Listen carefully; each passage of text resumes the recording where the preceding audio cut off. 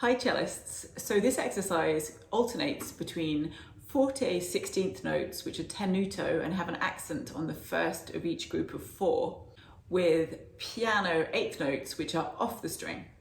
And all of these should be played a little bit below the middle of the bow and above the balance point.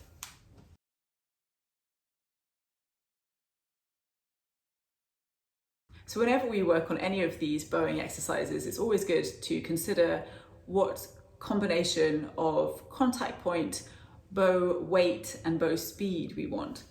So these 16ths are forte, obviously fairly short, and therefore the bow is going to be moving quite quickly as well because it's at an allegro tempo.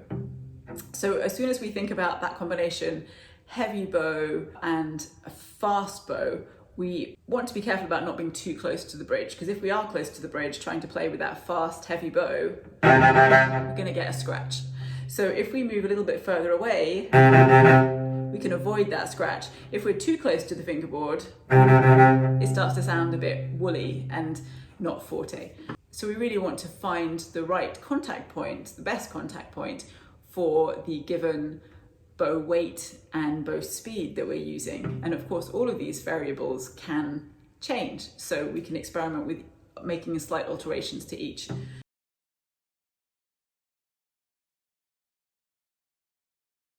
Slowly, with those accents on the first of each four, we have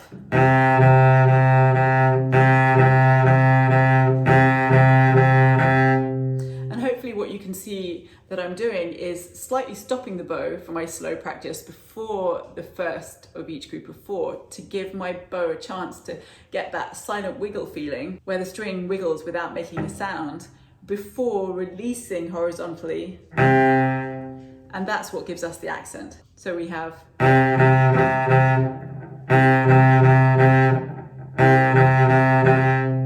or without the silent wiggle, but with the same idea.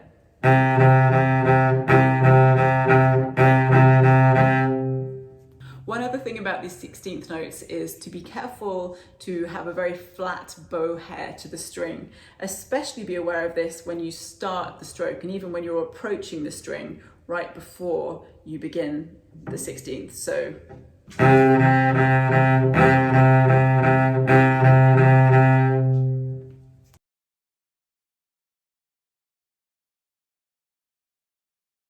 moving on to the 8th notes, these are piano and off the string. We're going to keep the same contact point, but just make the amount of bow we use a lot less.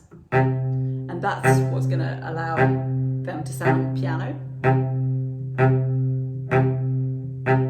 And as you can see, we're just doing these very slight, sort of shallow semicircles, which gives us a sort of mini pendulum feeling, mainly from the wrist and fingers, but supported by the whole arm.